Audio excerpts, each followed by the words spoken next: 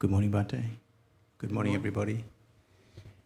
Welcome to the BSV Sunday Dhamma Talk, and welcome also to our online audience. This morning we've got Venerable Sumangalo, who's down from Newbury, from our monastery, and offering us a teaching today. Now, it was supposed to be Chi-Kwan, but you've stepped in. Obviously, it was a program change. Okay. So thank you for stepping in, Bhante. And I'll now pass it to Savitri to request the refuges and the precepts. And we can all join in with this, okay? So thank you.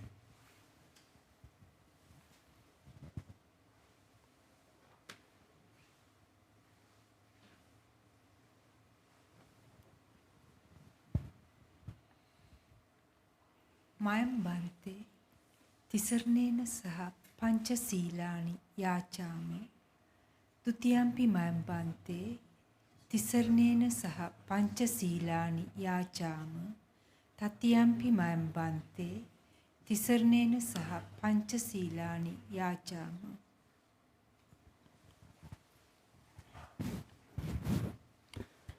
Namo tassa bhagavato arahato samma sambuddhassa. Namo tassa bhagavato arahato samma sambuddhassa. Namo tassa bhagavato arahato samma sambuddhassa.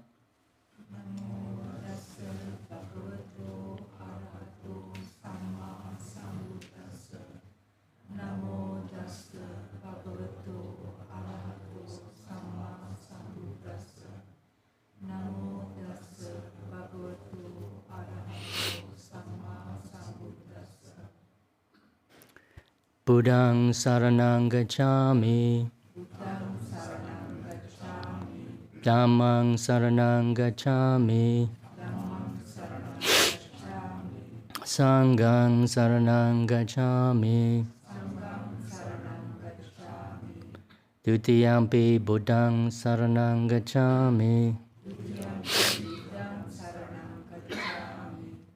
Dutiyampi Dhammang saranang gacchami. Dutiyampi Sanghang saranang gacchami. Tatiyampi Buddhang saranang gacchami. Tatiyampi Dhammang saranang gacchami. Tatiyampi Sanghang saranang gacchami.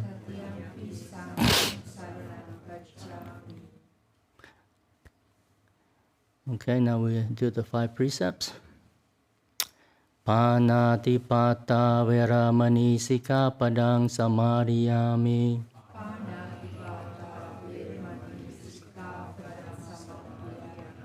Adinadana veramani sikkhapadang samadhiyami.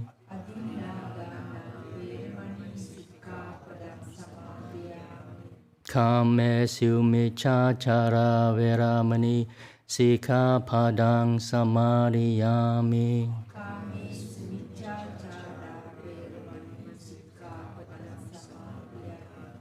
Musavada veramani sikkhapadang samadhiyami.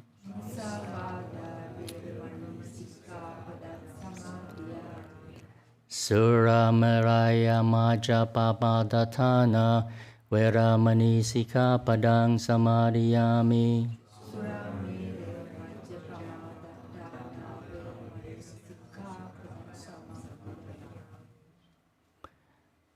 So sila leads to happiness, to wealth, and to liberation. So please keep your 5 precepts. Okay. Iti piso bhagava arahang sama sambuddho veja charana sampano sukhato lokavidu anuttaro purisa dhamma sarati satta deva manusanang buddho bhagavati. Swakato bhagavata dhammo sanditiko akaliko ehipasiko opanyayiko pachatang viditabo vinuhiti supatipanno bhagavato sāvaka sangho ujupatipanno bhagavato sāvaka sangho Nayapatipanno bhagavato sāvaka sangho Samicipatipanno bhagavato sāvaka sangho Yaridang chatare purisa yugani Ata purisa pugala Esa bhagavato sāvaka sangho Ahuneyo, pahuneyo, dakineyo, anjali karaniyo, anuttarang punyang klaitang lokasati.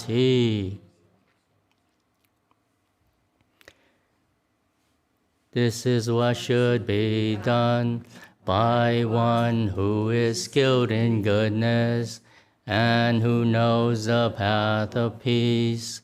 Let them be able and upright, straightforward and gentle in speech, humble and not conceited, contented and easily satisfied, not busy with duties, and frugal in their ways, peaceful and calm and wise and skillful, not proud and demanding in nature.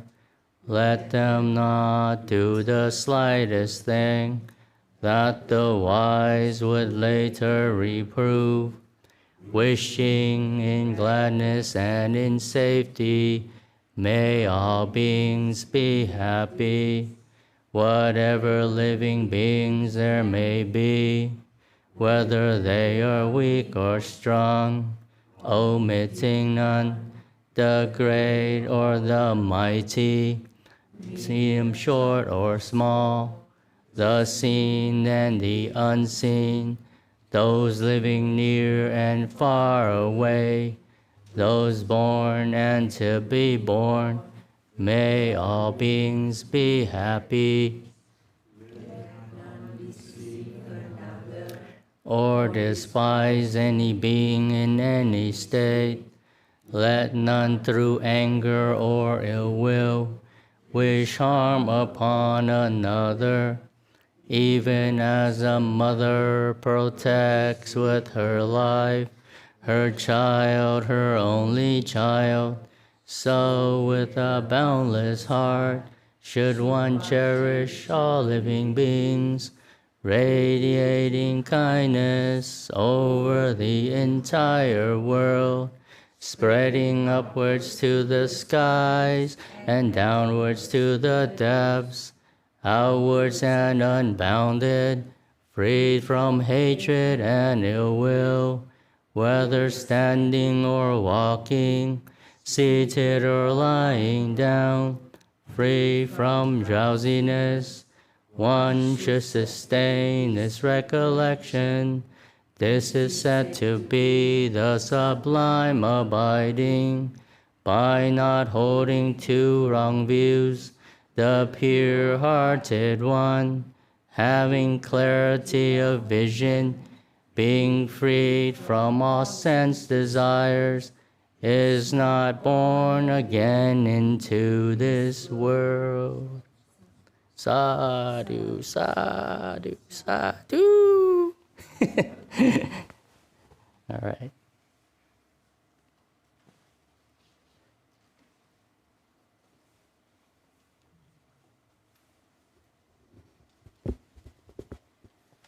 Are we ready?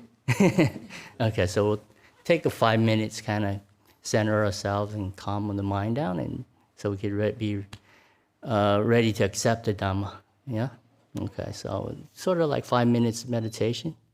Just close your eyes and let the body and mind calm down. Yeah?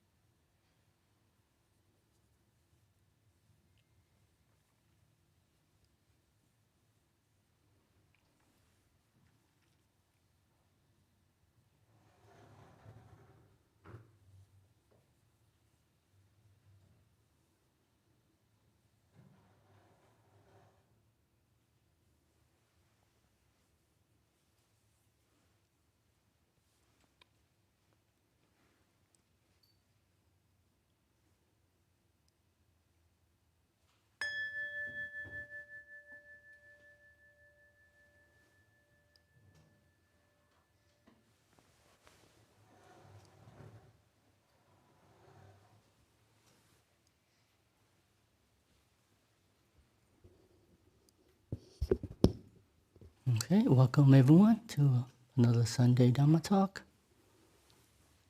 How's everyone feeling today? Cold? Wet and cold.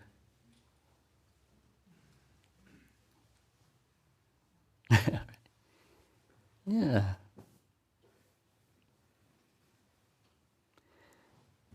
Yeah, so I was just cleaning my glasses just now, coming in, and it's always getting dirty, smudgy. So sort of like reminds me of what our mind is like. Yeah, so our mind always gets smudged and dirty, over dusty, and dust tend to accumulate over time, even though we don't need to do anything. Dust is sort of part of life. And we try to clean our glasses so we can see clearly where we're going in the world. So it's sort of like our mind. We try to clean it, make sure it's not dirty so we can see clearly what we're doing and how we're living our life and where we're going in life. Sometimes we, in our lives, it's so dirty, so smudged that we don't see clearly where we're going at all. We're sort of like going in a circle, or, just not really clear or have that clarity of mind what we're doing in life. And it's good to kind of remind us or ask ourselves, what's the purpose of our life? Because oftentimes we get led by, distractions, our mobile phones, entertainment, whatever it is. We tend to kind of get sucked in by those things, and it feels comforting. Yes, you watch that show, or you do that activity or the hobby or whatever you're doing. It just kind of makes you feel like, oh, life is okay if we're just, doing something we're familiar with, and it's sort of like a routine or habit that we go through, and it makes us feel like there's a stability in our life, yeah? And then when there's taken away, there's something goes wrong, and we can't do those routines anymore, or people leave, things change in our life, and then we feel a bit anxious. We feel, life is not as stable as we thought. We're not in control of life as much as we think we are. That's why we like to manipulate and do things that make us feel comfortable. Playing on the computer, controlling softwares and stuff like that, technical stuff. We feel like we're in charge. We do this, that, this will come out as a result. We program things, or we set up our computer or our phone, or, we tend to try to do things that make us feel we're in control. We like, But the reality is life is out of control. Especially when you're a monk, you can't drive. You can't just go anywhere you want, I had to get public transport to come on, Friday? Because there was no lift, yeah? We were hoping there would be a lift for me to come down here. But that didn't happen, so I had to take public transport. So that kind of sort of like, it's uncomfortable. I never taken public transport here before. And it was a bit nervous. It's like, So that's sort of life as a monk. We don't have much control over what we do, we eat, there's a lot of things we can't do. We don't have money. So we have to let go a lot more in that sense. And that controlling, the controlling is a sense of self. And that when you get older or whatever happens, you get injured, you get cancer, you get some kind of disease where you can't control that anymore, then you get really freaked out. Oh my God, life is not what you think. Your partner leaves you, stuff like that, Then kind of like the reality of samsara kind of wakes you up, kicks you up the bum, as they say. Ajahn Brahm would say, you kind of wake up. Oh, life is something else. It's not what you expect. And that's a good thing. Sometimes people will say, oh, I have a cancer, it's a bad thing. I got divorced, I got laid off of my job. You know, just bad stuff. My child died, my husband died. Some tragedy in your life has happened. And then we think, oh, it's not right. It's wrong. But no, don't think of it like that. You know, it's actually an opportunity to wake up, to practice the Dhamma, to investigate what this life is, because eventually all of us will come to that spot in our life where we have to wake up, where we get old and our bodies are falling apart, and we're gonna die eventually. Have to leave everything behind, all your wealth, all your possession, your family, your partner, no matter how rich or poor you are. All that has to go. I think that was one of the reflections that made me want to become a monk. I realized that you can't control anything. All that is beloved and pleasing to me will be left behind. What can you take with you? The Buddha said you can take your karma with you. That is your refuge. That is something that follows you. Doesn't matter if you want it or not, the karma will follow you. Yeah? So, let's see if I can tell that story about the 4 wives. Have anyone heard about the 4 wives story from Ajahn Brahm? No? Nobody? Only one? You think you have? I can't remember exactly how it goes, so I don't want to tell it. but basically, you know, there's 4 wives. There's like, you know, your money and, you know, fame. Your fame, money, wealth. Fame, wealth, family, and then your karma. Yeah, so your fame goes, people praise and blame you. Yeah, you'll be famous for a while, it doesn't last. Your money doesn't go with you when you die. Family, they want to go with you, they can't. They can only stop. And then there's the 4th one is your karma. That always goes with you from life to life. So whatever good or bad actions you do, that will follow you. So which do you think of those 4 things is important to look after? Your karma, yeah. So the 4 wives story, basically Ajahn Brahm's story about that. So you look after your karma, the 4th wife. She always follow you from life to life. Yeah. So that's looking at our priority in life. So therefore, if we understand what's important and we look after our karma, the actions that we do with body, speech, and mind.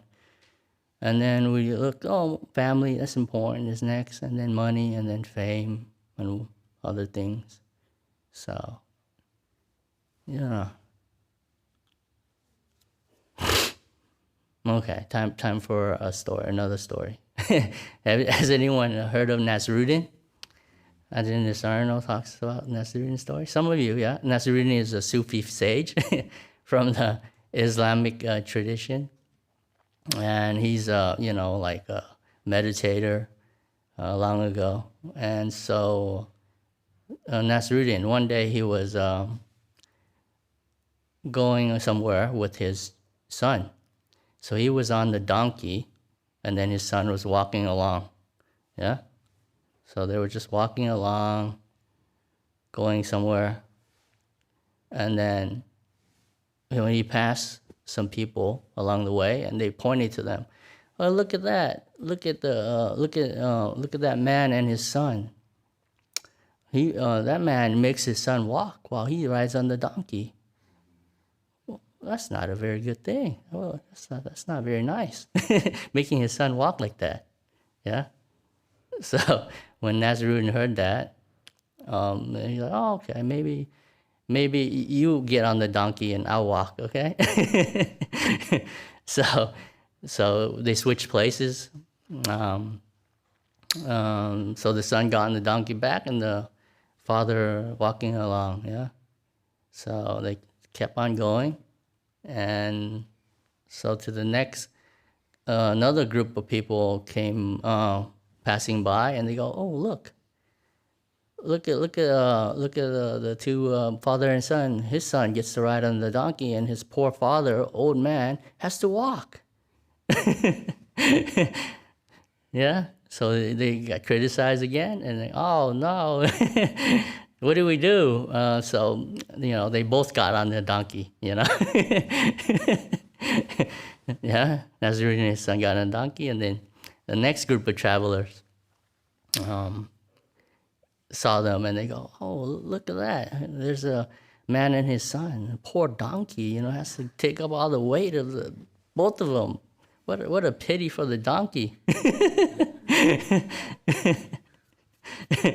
Yeah. So they ended up getting off the donkey, and both of them walked, and and just led the donkey along. So and then they met another group of traveler. And then they go, "Oh, look at those. The man and his son.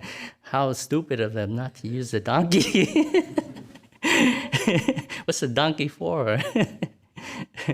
So the Nazarene realized that he couldn't please everyone. So he just got on the donkey, and his son walked, just like the original setup that they had. So what's the moral of this story is, whatever you do in life, people are going to criticize you. Doesn't matter what you do.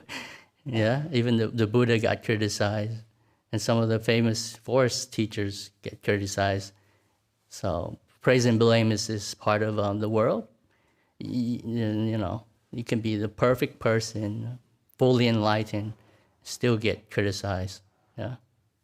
So might as well just enjoy what you do anyway. You're going to get blamed anyway. Might as well just enjoy it. Yeah? So just enjoy yourself. And so people are going to blame you or praise you anyway for something you did or you didn't. They'll still praise you. They'll still blame you. Yeah? So that's another Nazarene stories. Another good one. So I like Nazarene stories because they're funny, and then they're like, I don't know, they have some wisdom to it. Yeah? But mostly the funny part. I just like funny stories. Yeah. So praise and blame. That's part of the worldly winds, the 8 worldly winds. Praise and blame. Let's see, pleasure and pain, gain and loss, and what's the last one? Anyone? I can't remember. That's why I'm asking. So in life, that's life for you. Yeah, there's no perfection. Ajahn Brahm says, allow yourself to make mistakes. Then you're more relaxed. Then you make less mistakes. Yeah. But if you have some kind of expectation and kind of controlling, and you're not relaxed, you tend to make more mistakes because you're so tense. Yeah, you're like, oh, I have to be perfect, 100%. No, you don't have to be 100%. So it's sort of like the simile Ajahn gives about the tree in the forest. So if you look at the trees in the forest, not all of them are straight and beautiful, all symmetrical. Most of them are gnarled and crooked and bent and broken and sort of like bleeding. And it's sort of like, this is us. The simile of the tree is us. We're not perfect people. We try to be, but we're not. We have faults. We have, things that we would like to change in ourselves. But no, we should look at ourselves as a beautiful crooked tree. It has many features. Yeah, it's beautiful because it has these faults.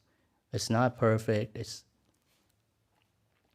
And therefore it's lovable, and therefore you should love yourself, embrace yourself, and when you do that, you accept yourself for who you are, and not trying to be someone else, not trying to improve yourself. then you're perfect. Perfection comes from embracing the imperfections in yourself. Yeah. Okay. So I'm going to keep talking, keep giving, telling Nasruddin stories until I I come up with a new topic. Okay. Okay, another Nasruddin story. Okay, Nasruddin, he was on a journey, on a spiritual journey in the Middle East, traveling along, and he met this Christian monk, and then they joined together and traveled together, and then he met another monk, a Buddhist monk, and he also joined in. So the three of them were traveling along, and Nasruddin was given the task of being in charge of the money. Yeah, they get donation. Nasruddin was in charge of the money, so they decided to buy some halva, which is some sweet meat of the Middle East, halva, yeah? And then so they bought some halva, and they decided, oh yeah, we'll probably eat it tomorrow because we already had our meal today, and who should get the biggest portion, yeah? So the Christian monk said, oh, I should get the meal first. And the Buddhist monk said, no, because I can't eat in the afternoon, I should get the biggest portion. And so they decided, whoever has the best dream that night would get the bigger portion the next day, yeah?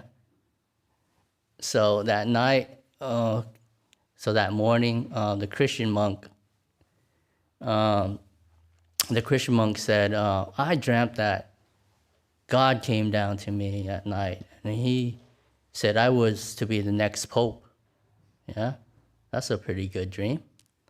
And then the Buddhist monk, his dream was that he dreamt of nibbana, merging with emptiness, being one with emptiness.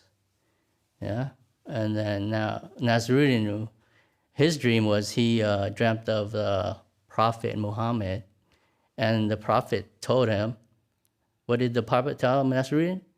Eat the halva now. And so he had to obey.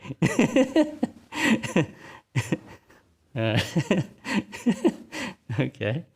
So, there's no moral to that story, but it's still a good story anyway.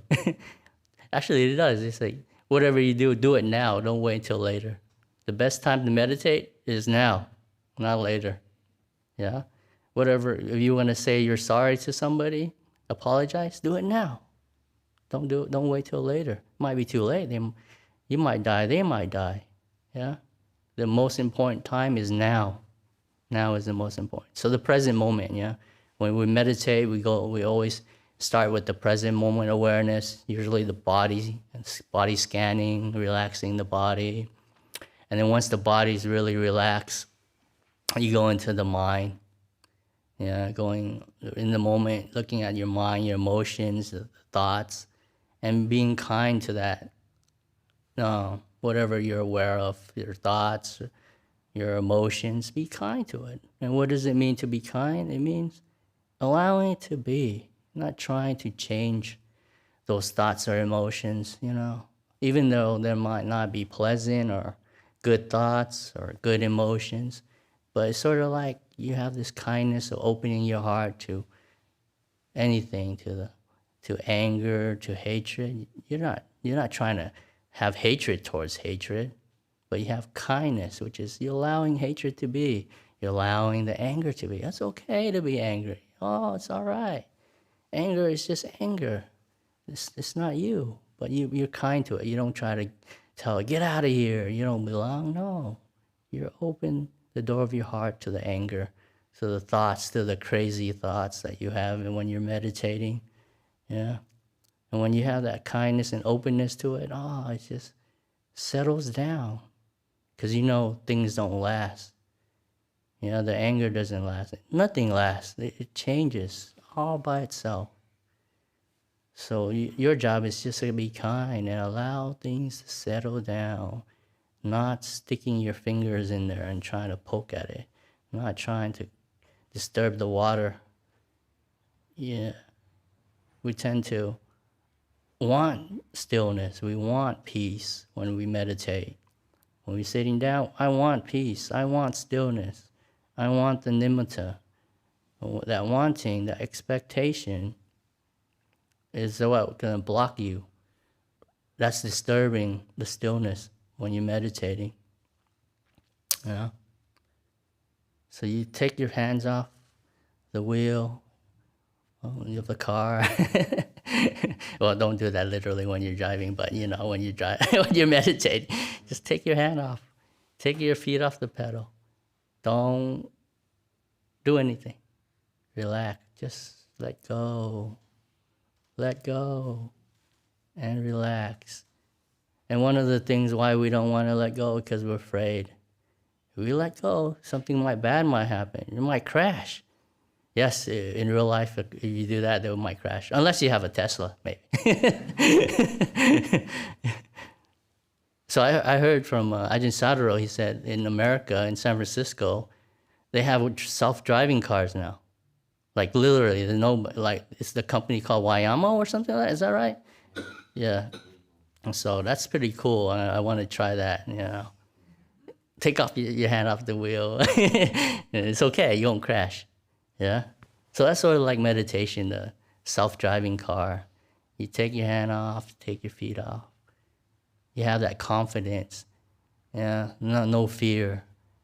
When you have no fear, you're allowed to let go. Totally let go. Really let go. Sort of like jumping off a cliff and not worrying. See what happens. Yeah.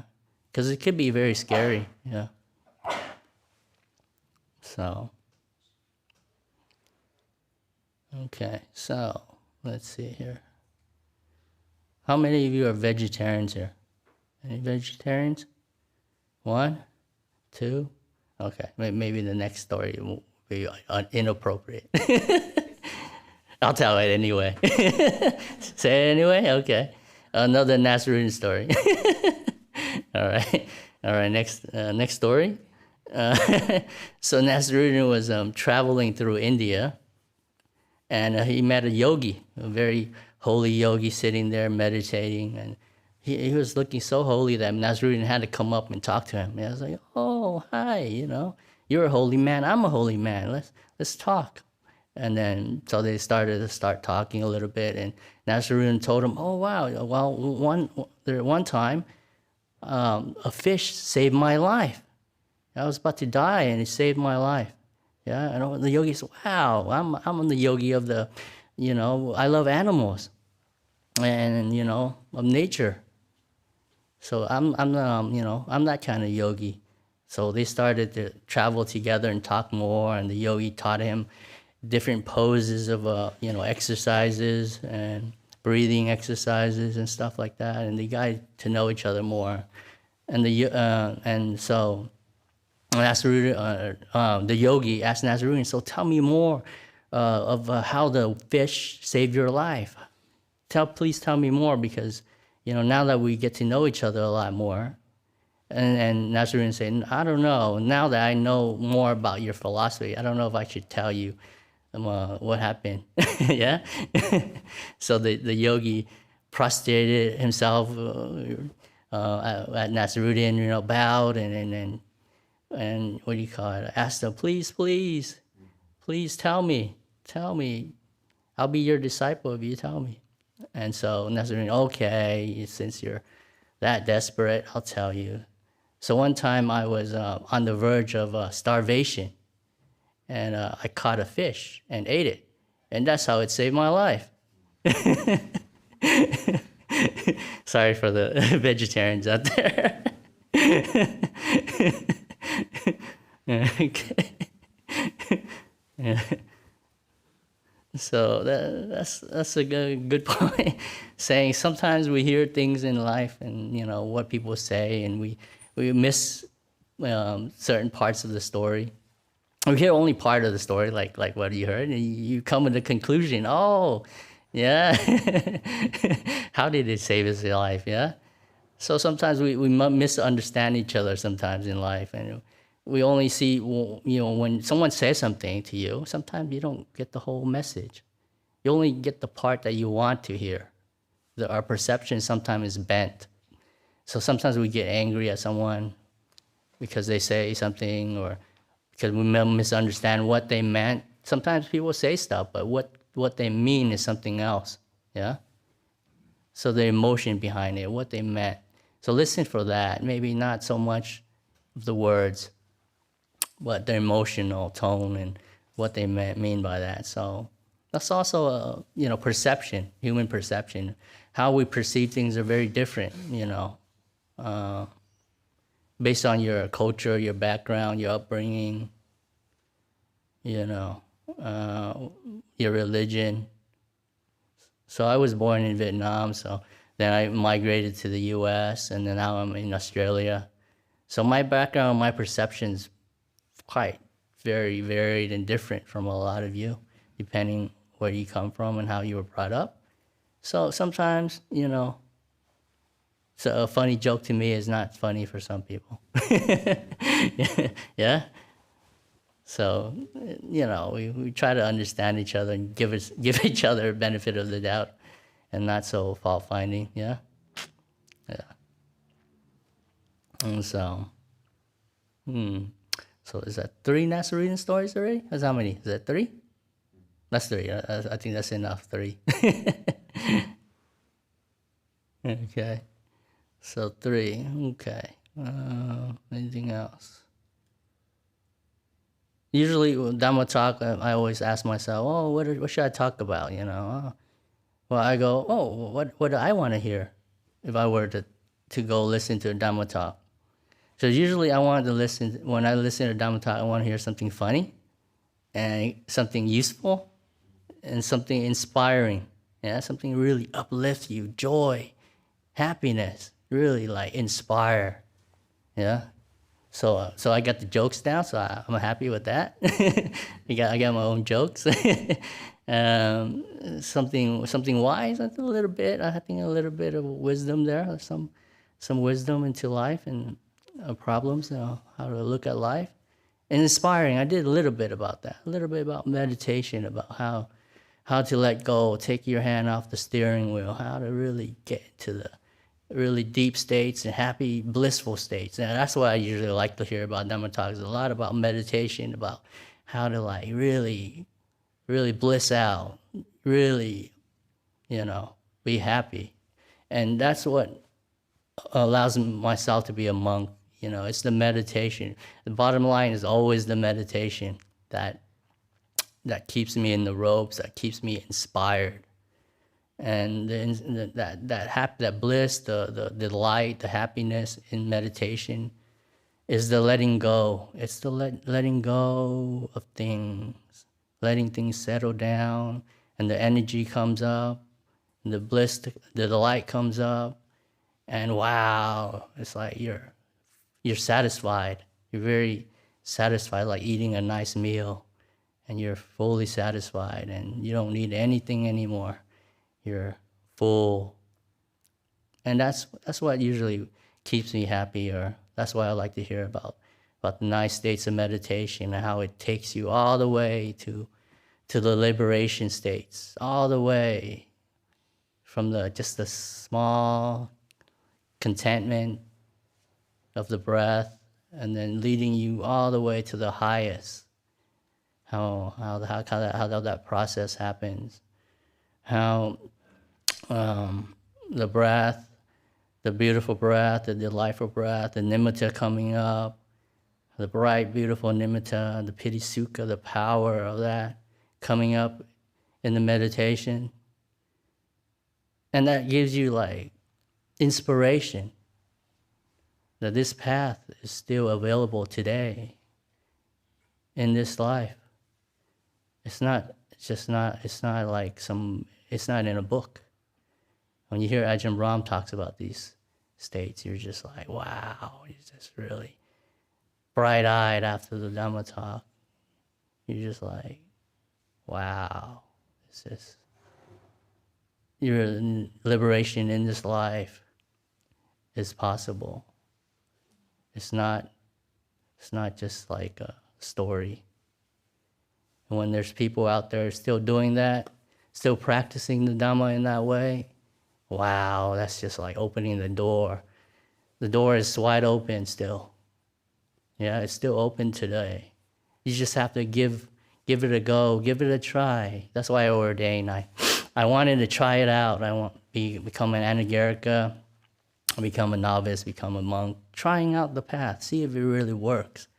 You know, how do you know if you don't try it out? You have to try it out. You can't just, like Ajahn Chah said, how do you know the taste of an apple? You don't, not by reading about that, how it tastes. The only way to know the taste of the apple is to eat it. The only way to know how to be a monk or to be a monk is to try it out. Give it a go. Why not? What is there to lose? Just your hair. Some of you already lost that.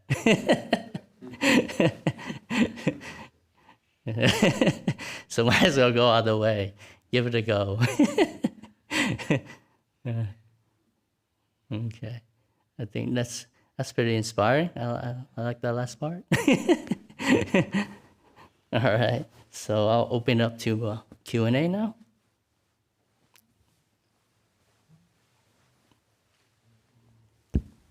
Thank you, Ajahn, for the stories and the wisdom. Any questions from the room? There's one behind, maybe.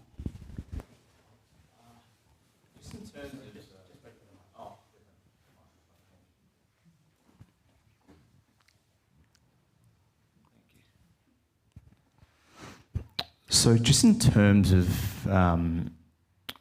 meditation and not relinquishing, but being able to process the emotion of anger, what is the best way to do that if our anger comes from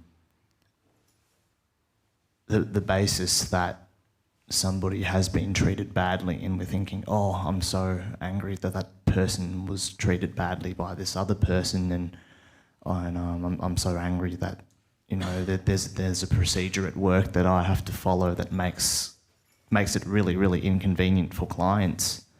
And like, so I say I want to reduce suffering for that client, but because of that procedure I have to follow at work, it makes it really inconvenient for the client, and then the client will get angry, and then that also makes me angry at the fact that I can't help the client to the best of my ability due to following the procedure. So what's the best way of processing anger in a circumstance like that? If you can, try to change the procedure. If you can, go to your manager, or bringing up the problem and saying maybe if that you solve that problem, you can help a lot more clients, and it's good for business and overall in the long term. Mm-hmm. That That's makes certainly something that I have already done. Okay. But I'm not speaking just on my behalf. I'm speaking in general on processing anger in relation to when someone has been treated badly as a result. What's the best way of calming the mind? And You've tried, going to your supervisor or your boss, yeah? I certainly have, and they've put through the feedback. But in order to change that procedure, it's probably it's quite a lengthy process as well. Yeah. But I was speaking more of the sort of Your reaction? The reaction, yes, the emotional side of things. I think the Dalai Lama said one thing, if there's something you can do, then do it, right? Change the procedure. But if there's nothing you can do about it, then it's not a problem. Yeah? Because there's no solution. Why get angry about something that you can't do, can't change? So even if it's thinking about the grievance of the person, because I can't change it, then because you tried your best, you tried to change the process, and then you can't do anything about it now. So don't get angry. But down in the future, because of impermanence, things would change. There may be opportunities in the future. So in the meantime, you just kind of like, wow, it's not a problem now because I can't do anything. But in the future, maybe, things might change. There might be new opportunities to change. Thank you so much, Ajahn. Yeah. Thank you, Ajahn. There's a question from online, and the question is, there are days when my meditation is not good. I'm not able to let go. Please advise what I should do when this happens. I continue to feel agitated and feel tired of controlling emotions. How to help them let go? How to let go. That's the hard part, yeah? It's sort of like you're trying to let go, and it's the controlling. Usually it's many things, but I say it's the controlling. You're trying to, you want to let go, you want peace, you want whatever you want. That's the thing that's blocking you, and it can be very subtle. It's a subtle wanting things to be different than the way they are, yeah? And that's what's causing the problem. Yeah? Okay. Yep. Other questions? There's one in front.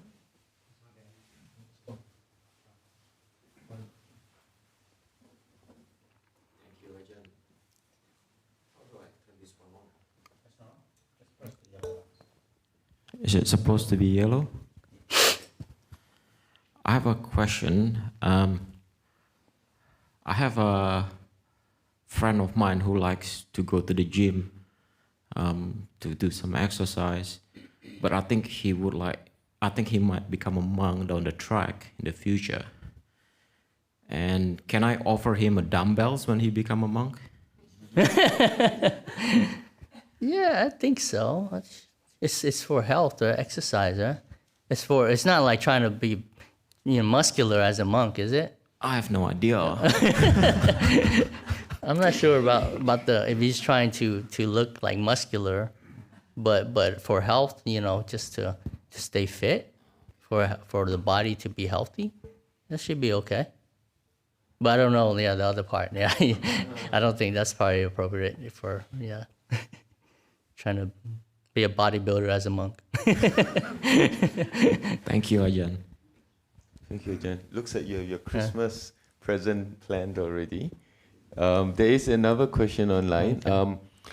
How do you deal with the gritty feeling when other people expect you to conform to societal expectations and norms, and if these bring you away from the Dharma path?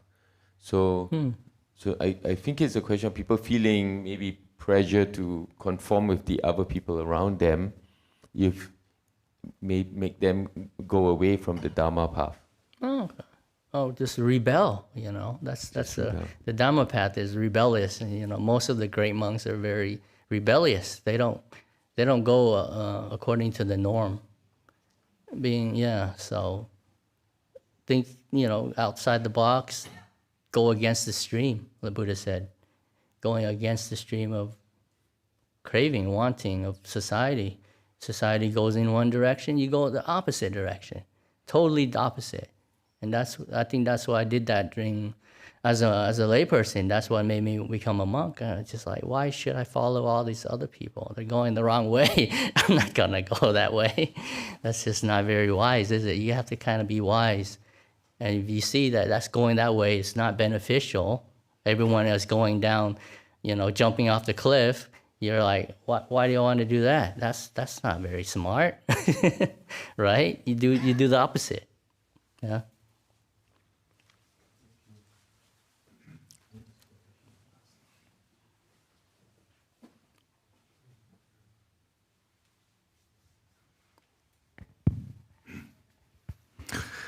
Ajahn, I like your style. My question is about trying to cultivate awareness. I don't feel, after many years of practice, I don't feel like it works for me. What works is a cold shower and a coffee more than sitting for hours and hours. Oh. So How many years have you been practicing? 60. 60 years? Meditation. Yeah, You've been meditating for 60 years. that's right. Oh, wow. Well, I've been experimenting with different techniques, different teachers. Osho Rajneesh is still my major inspiration. Rajneesh. Yeah. Okay. All right. So yeah, his cathartic methods really seem to work, like cathartic anger rather than trying to rationalize it. Okay. And yeah, I feel like trying to cultivate awareness is just feeding the mind. Is what? Sorry? Feeds the mind. Feeds the mind. I don't know, like, so, you know, I had various teachers throughout my life. Not too many, just a few. But, you know, as a wise person would say, you know, like, you investigate the teachings and the teachers. You don't just blindly listen to them and go, oh, yes, he must be enlightened. I am blindly following them, you know. You kind of see if this works. This teacher is teaching this technique. Is it working for you? Is it making you peaceful, calm, have more wisdom in your life? Is solving a lot of your problems in your life? Is it leading to a good direction? And you can sort of feel that, you know, you don't have to think about it. You can feel like, hey, these teachings lead to a better state. The other teachings lead to more confusion. So whatever teachings that leads to clarity of mind, more wisdom, less problems, I think that's the Buddha said. How do you know it's the Dhamma? Because it leads to peace, it leads to nibbana, it leads to wisdom. And that's a very good criteria to investigate any teachings or teachers, if it works. Yeah. Well, it feels like all paths lead away from the now. Sorry? All paths or techniques, Yeah. they lead away from the present moment. Yeah. Well, not Like really. in Tao, they say the pathless path. Well, I think the path is in the present moment. Yeah, you're practicing in the present moment. You're meditating in the present moment. You're wisely mindful in the present moment. You're aware in the present moment. So it is in a moment. Most teachings are in the moment. But are they working? Also, if you're practicing anger in the present moment, yeah, it's in the present moment, but is it leading to peace? Yeah? Anger is still in the present moment, but it's not a good state. Yeah? So in present moment awareness is a good thing, but what are you aware of? And what your attitude towards the present moment. The right attitude towards the present moment is also very important. You know, having kindness, peace, making peace, being kind, being gentle, as all of you probably know who said that. Making peace, be kind, be gentle. That's the right motivation. Yeah. Well, that's my dilemma, whether these things can be cultivated or whether it's just a question of waking up to the moment. That. So it's another question. It's sort of like, is enlightenment gradual or sudden, right? There's one of those Japanese kind of koan. Is it sudden or or what do you call it? All sudden, gradual or sudden? It's both. It's both. It's gradual in the sense that you're building up all these good qualities, all these momentum. When you reach the top, then there's a bang. So it's gradual, and also there's a moment in time where you're awake. You awake to the nature of a life, a reality. So gradual, I mean, you have to cultivate the qualities, and you will peak into a very one moment kind of experience, enlightenment experience. Okay. Thank you. You're welcome. Thank you, John, for really interesting discussion. There are a few follow-ups online. One from the immediate past question. Thank you for the answer. Sometimes it is difficult to rebel as a layperson. So maybe before you had said, well, you became a monk. How do you rebel? You want to know? Yes, how to so the rebel? question is, how do you do this without the friction of the friends and the family as a layperson to be able to rebel? How do you rebel that doesn't like kind of cause too much friction, yeah? And rebelling in a gentle, kind way. So living a lifestyle of harmlessness, you know, the simplicity. So I started like having less things and dressing just very simple, not standing out, sort of like blending in with the crowd. So that's another one. You're not standing out. You're not trying to be, popular. And also living simply, not having too many possessions. Like instead of having a fancy car, you're just having the average Toyota Corolla, Some gas-efficient vehicle, very cheap. Living simply, having smaller house, average car, cooking at home instead of dining out. So really saving money and using that extra free time to go on meditation retreats or spending time with the monastics or going to the temples more. Using that money to offer dana. That's what I did. I got a lot more happiness out of that than buying expensive things. That was my experience. Thank you, Ajahn. I might follow up with another question which I think responds to yours, which is, how do you not get attached to blissful states when meditation? And I think this speaks to while you were discussing this question. Yes. Yeah. So sort of like, the happy states, yeah? Yeah. So the trick is very tricky, because if you want the blissful states, that very wanting blocks you from getting it. So it's tricky because letting go is the cause for these states to arise. Letting go fully, not wanting anything, totally content. Yeah. So if these states happen, especially when you first encounter them, then you want them because I want it to come back because it's so nice. Yeah. So that very wanting or expecting, or any little tiny wanting or expecting, that will stop you for these states to arise.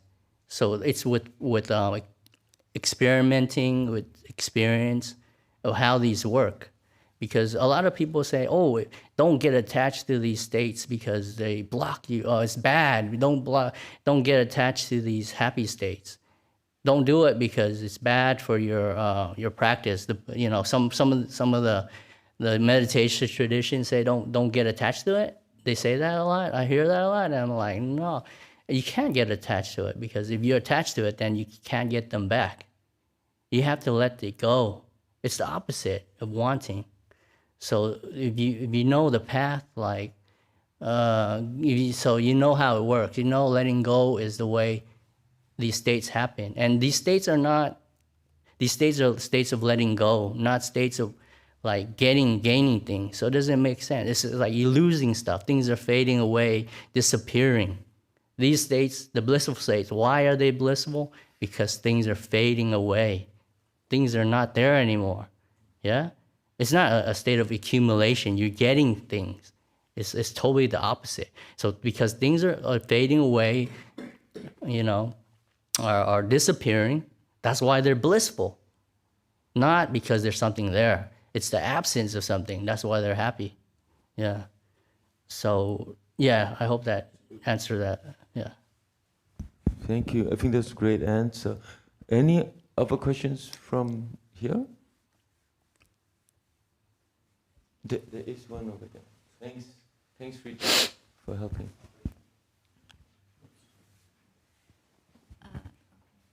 My question is, how the blissful state will lead us to the wisdom?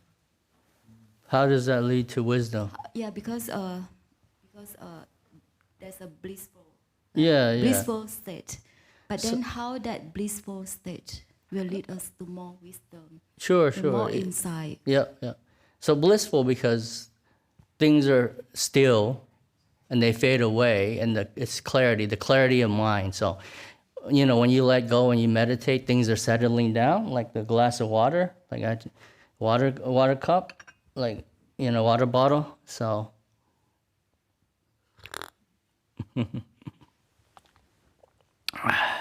okay, that's a reminder I need the drink. So, All of you probably heard of Ajahn Brahm simile or seen the water cup simile. I've done this many times. Now, it's my favorite simile, actually. So most people, when they meditate, they hold the cup. The cup stands for your body and mind. So they want the mind and body to be still, so they hold it, yeah? You can't see it, but the water's moving. So they use mindfulness. Oh, I'm going to be mindful. I'm going to concentrate. Concentration, yeah? You could do it 90%. You can hold the water still. I would say 90%. But it was never 100% still. You can't hold it 100%. So most people are like, oh yeah, mindful, concentrate, more willpower. Doesn't work. They give up. Oh, this meditation doesn't work. I give up. Yeah. No, you have to ask the Buddha, ask someone wise. They say, oh, don't hold the cup. Use your wisdom power. Put the water cup down. And then slowly, it moves a lot at first, but it settles down into stillness. Yeah, it's calm and still. And when the water is still, the bliss comes up. The energy is not going outside thinking about the world anymore. It goes inside, calm. When you calm down, energy goes into the water or the mind. Oh, all this full bliss, power into the water, into the mind. That you feel a lot of bliss. But at the same time, there's clarity. You can see through the water. So wisdom is the seeing through the water. You can see through the window like a clean window. You see what's on the other side. That's the wisdom aspect. You see the reality as they really are. See what's happening in your life. You see the problems, the solutions in your life. So when you meditate and your mind's clear and calm, bliss comes up, clarity is there, seeing clearly into your life. And you see the clarity, you have wisdom, problem solved. Does that make sense? Okay. Not really. Please No, ask. I mean that, is, let's say that, very blissful, very calm. Yeah. But I think we need to do some contemplation, or Oh, the is it contemplation. like that? Or is it like, you stay in a blissful state all the time, and suddenly you get Well- the insight, things like that? Or, the method has to be changed to other things? No. See, the thing is, when you come out of these blissful states, yeah, the bliss, then your mind is clear. You see things clearly. No need to contemplate. Contemplate is like thinking. It's too coarse. You're again moving the water. So the best way, how the Buddha taught, was when you come out of those deep states of meditation, then you can start investigating the body and the mind. So when you come out of the jhanas, then you can start investigating the three characteristics, anicca, dukkha, anatta, or you look at the khandhas, the five khandhas. But you don't do it before you come out of the jhanas. You do it after. Yeah? Yeah? Thank you. Okay. Thank you, Ajahn. Probably another related question online. And this has got to do with someone feeling a struggle with patience and time. Patience and time. Yeah, so how do they calm themselves because they're struggling with the need to be patient and Oh, jeez. Yeah. Patience. Okay. It's always patience with wisdom. Yeah, patience. Kanti paramang tapotika. So it means, for me, it's always patient with wisdom, not patient with stupidity. So what does that mean? It means, when you plant a tree and, you know it's going to have fruit, a type of tree that has fruit, then you're patient. You know it's going to have fruit someday. And if you plant a tree that has no fruit, you know that's not going to have fruit. So that'd be very unwise to wait for a tree that has no fruit. So if you're patient, that in a practice that has no fruit, you know, that's unwise. You're trying to I don't know, milk a bull, you know, something like that. Yeah, it has no results. You're putting your faith or in practice into something that has no results. You could be patient many lifetimes and it'd be no result because the teaching doesn't lead anywhere. Yeah, yeah. Thank you. We've probably got time for one more question from in the audience here. If not, do you have any more online, Conway? There is a final question online, and I think this is a follow-up. Many thanks from several people for your previous answers. But I think you were saying about wanting to be rebellious in a gentle way. Yes. And I think the follow-up was, how do I prevent myself from hurting other people in trying to do so in such situations? So even if you're trying to be gentle, other people might feel hurt. Yeah, sort of like don't confront them. Like, you know, they say, oh, why are you so different? Why don't you act the way you used to be? And just, you know, not being confronting to them and say, oh, I'm a Buddhist now, I'm going to be a monk, you know, I'm not going to do that. You know, just kind of like, well, I'm trying something new, a new lifestyle, you know. I think I'm changing, you know. It's just, you know, not confronting them, not telling them off that you're some kind of new person, but being kind and gentle, yeah? Yeah. All right, thank you, Bhante, for the talk today. Okay. I think we overdosed on Nasruddin stories today. Nasruddin, oh yeah, I was going to tell another one, but I think that's enough. All right, well, thank you for coming down. Okay. Okay, so a couple of announcements here. So a heads up for our community Christmas appeal. We will be collecting goods for the Avalon Centre in Melbourne. The Avalon is a registered charity, non-religious aligned, run by volunteers. So we're looking for non-perishable food, toiletries, new or good quality second-hand clothing. Collection will be the week of the 15th to the 21st of December. Was there any other announcements around that from Cities End who were organising that? No, that's it. Okay, great. Okay, for those interested in Sutta discussions, our next online Sutta discussion is led by Bhante Sangamiji and Ayasanta. That'll be this coming Saturday, the 29th of November at 7 p.m. Melbourne time, and there's more details for that in the newsletter as well as on the Discord community group.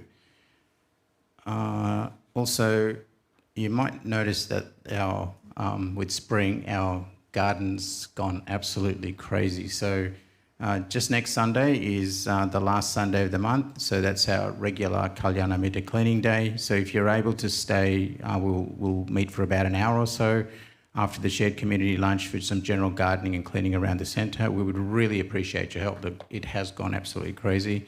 If you're able to be part of this, please bring along some garden gloves and any lightweight garden tools you may have. Okay. And so we've got a number of retreats now that the Vice is over. We've started running the retreats again. So the weekend retreat with Pip Ransom, that was from the 7th. That is from the 5th to the 7th of December. That retreat is now fully booked. If you want to get onto that retreat, you can still join the wait list. So because people do drop out for cancel for various reasons. Also, the 6-day retreat with Ajahn Vimoka from the 2nd to the 7th of January. Bookings for that are now open. And then also just one to keep in your calendar. Ajahn Mudito is giving a retreat over the Australia Day long weekend from the 23rd to the 26th of January. And that'll be opening up in December, the registrations for that. More details on all of our retreats can be found at bsv.net.au/retreat centre. Okay, this week's teaching program. Venerable Sumangalo, you're giving the meditation session tomorrow night? That's right, tomorrow. And Tuesday is our layperson-led meditation. And just on our layperson-led meditation sessions on Tuesday nights, if anyone is interested, I can see Kanishka, he's here. He's one of the relief teachers. Andrew is the main teacher we've got who takes that.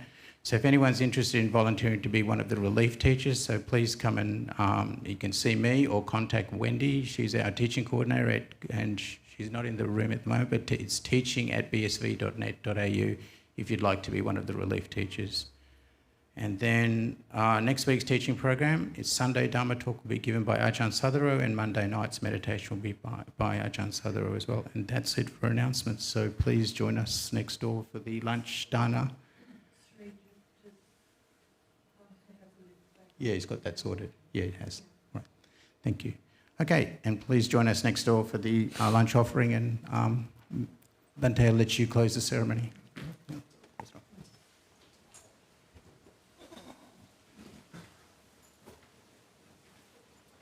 Arahang sama sambuddho bhagava buddhang bhagavantang abhivademi